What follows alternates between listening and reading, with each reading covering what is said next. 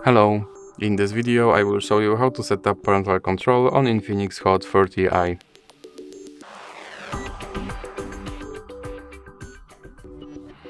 So you have to start with opening your settings application and then scroll down and click on Google.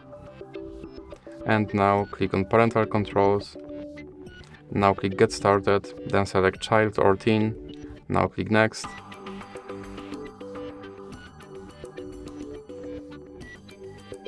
And now click add or create account for your child.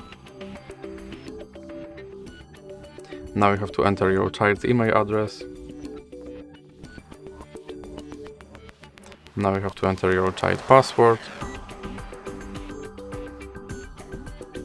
Now click I agree. Now click more and accept. And now select your account and you have to enter your parent email address.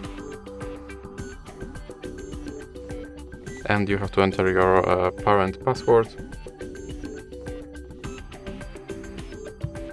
Now you have to scroll down and enter your child password again.